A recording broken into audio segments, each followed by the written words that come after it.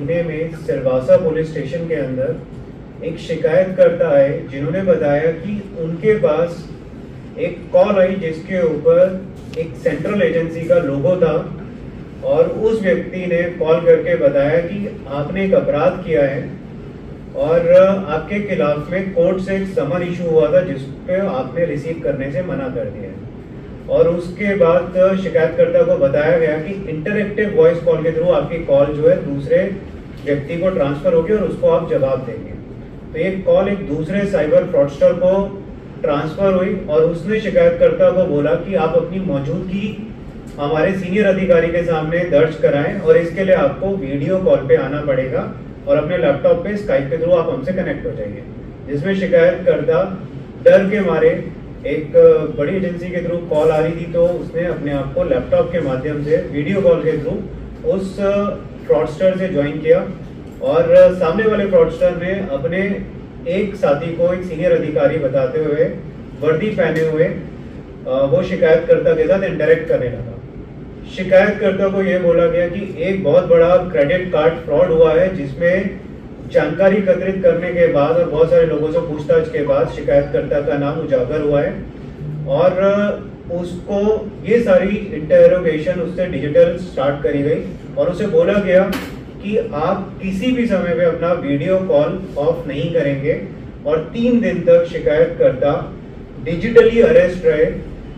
वो भी एक सोशल मीडिया एप्लीकेशन में वीडियो कॉल के थ्रू और उनसे बार बार उनकी हर एक एक्टिविटी पे नजर रखी गई उस डिजिटल अरेस्ट के थ्रू। इस डिजिटल अरेस्ट में साथ साथ शिकायतकर्ता के ऊपर में दबाव बनाया गया कि जो भी एक क्रेडिट कार्ड फ्रॉड हुआ है उसमें अलग अलग अकाउंट से जो फ्रॉड हुआ है उसमें पैसे उसको देने हैं और इस तरीके से शिकायतकर्ता को डराकर और भय में लाकर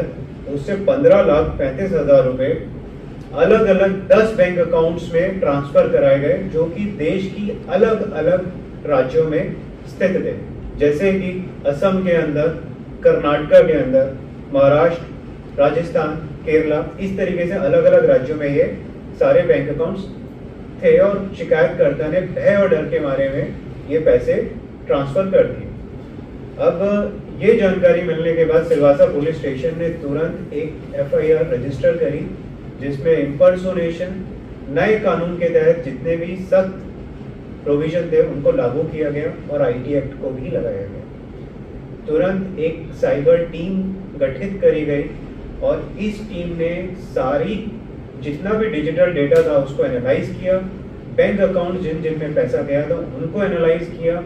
और धीरे धीरे इन जगह पे जाके उन लोगों को गहन तरीके से पूछताछ करी। जिस जानकारी को एकत्रित करने के बाद 2 लोगों को पिन पॉइंट किया गया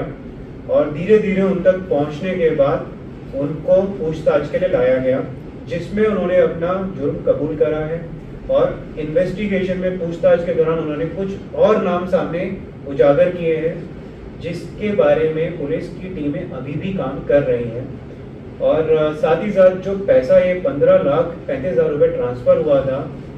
जिन 10 बैंक अकाउंट्स में ट्रांसफर हुआ था उनको फ्रीज किया गया है और उसमें से 9,33,000 रुपए इन अकाउंट्स के अंदर फ्रीज कर दिए गए हैं जो कि वापस शिकायतकर्ता को कोर्ट के माध्यम से मिल सकते हैं। मैं ये भी कहना चाहता हूँ साथ ही साथ सभी प्रदेश के नागरिकों को कि अगर इस तरीके का कोई भी व्यक्ति आपसे इस तरीके की जानकारी या इस तरीके का भय का माहौल बनाता है तो केंद्र की एक साइबर हेल्पलाइन है जिसका नंबर है 1930 जिस पे आप कॉल कर आप अपनी शिकायत दर्ज करा सकते हो, पूरी तरीके से जानकारी साझा कर सकते हो और उस जानकारी के थ्रू सारी एजेंसीज एक्टिव होके उस साइबर फ्रॉडस्टर के अगेंस्ट में कार्य कर सकती है। मेरा आपसे बस यही है, धन्यवाद। जानकारी कोई व्यक्ति अगर आपसे एकत्रित करता है या कोई फोन के माध्यम से या किसी भी सोशल मीडिया के माध्यम से आपको डराने की कोशिश करता है तो आप सीधा 1930 पे कॉल करके दर्ज करा सकते हैं और इस तरीके की कोई भी एजेंसी ऐसी कोई जानकारी फोन के माध्यम से ना कभी लेती है ना कभी इस तरीके का माहौल क्रिएट करती है। तो क्या करते हुए पुलिस में आके अपनी शिकायत किया जिनका काउंसलिंग भी किया गया और साथ ही साथ तुरंत जानकारी इकट्ठी करके ये जानकारी में बहुत मासिव मैन पावर यूज करके डेटा को एनालाइज किया गया, डिजिटल डेटा को, और अलग अलग प्रदेशों में पुलिस टीम गई है तब जाके इन 2 शातिर साइबर अपराधियों को पकड़ा जा सके।